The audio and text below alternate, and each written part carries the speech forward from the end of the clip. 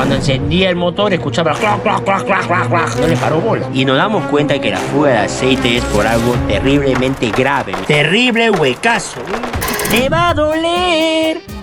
Así que tú eres más malo que carro chino. Mira, hermano, este es un Great Wall C30. Este es un carro chino, pero entre los chinos el más rescatable. Este viene con un motor similar o casi igual que el del Toyota Yaris. El cliente viene para solucionar un problema. El problema que tiene es que está fugando aceite, ¿no? Entre el motor y la caja. Fuga aceite. Y además dice que hace unos días atrás, unas semanas atrás, cuando encendía el motor, escuchaba clac, clac, clac, clac, clac, clac. No le paró bola. Entonces lo trae para solucionarlo, pero comparito. Entonces procedemos a sacar la caja. Vemos que todo está lleno de aceite, ¿no? Todo está mojado.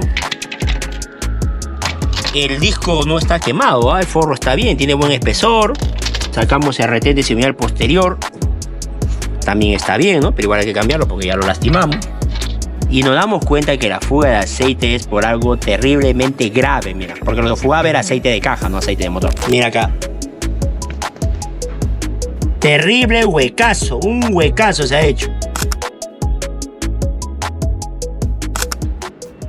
Y ahora, ¿por qué se ha hecho hueco? ¿Se ha metido una piedra? No, no se ha metido una piedra. Lo que se ha caído es la guía de la volante. Mira, te explico. Esta es la volante, ¿no? Acá va una guía, dos guías, pero le falta la otra guía. ¿Qué fue? Mira.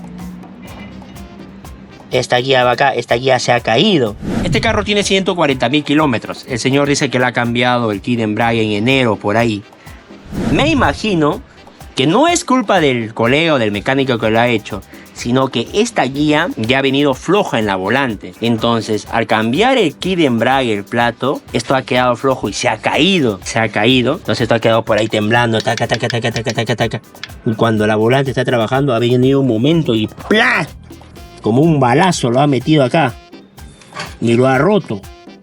Y eso era lo que lo escuchaba el señor. Porque esto en la volante va bien prensado, no sale con la mano. Si tú quieres sacarlo, lo sacas con alicate a presión y todo. Parece que esto ha estado flojo y peligrosísimo. Mira lo que ha pasado. Pero ahora lo vamos a llevar al torno, lo vamos a rellenar, soldar y va a quedar bien, ¿ya?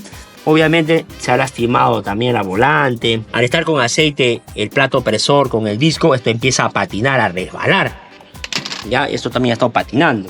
En conclusión, cuando vamos a cambiar el kit de embrague hay que tener en cuenta y bastante cuidado con estas guías. Se puede caer, hermano, y te puede ocasionar problemas. Felizmente solamente se ha hecho un huequito, porque déjame decirte que por la experiencia, años atrás he visto que peores cosas se rompe toda la campana. A veces cuando se destroza, ¿no te ha pasado que cuando se destroza el collarín, las vías del collarín y las vías también se mete por ahí y rompe la campana? Toda una desgracia, hermano. Ya, entonces yo aquí quiero concluir que como es un carro barato, un carro chinito, los materiales son flojos y se ha caído, pues, hermano. No creo que el mecánico lo haya puesto mal, porque es bien difícil que un colega que ponga mal un plato, un disco, hermano. Ya sabes que ese consejo te doy porque tu amigo el tío Quijada soy. Porque si escuchas un sonido, no seas sordomán, llévalo a tu mecánico para que lo vea, pero no esperas que se rompa. Tuvimos que desarmar toda la caja, la transmisión, para que el tornero pueda trabajar con comodidad, ya que las esquirlas de arroja, al soldarlo, al rellenarlo, podía haber caído al interior, podía haber malogrado rodamientos y piñones internos. Mejor, lo preferible fue desarmarlo para hacer un mejor trabajo.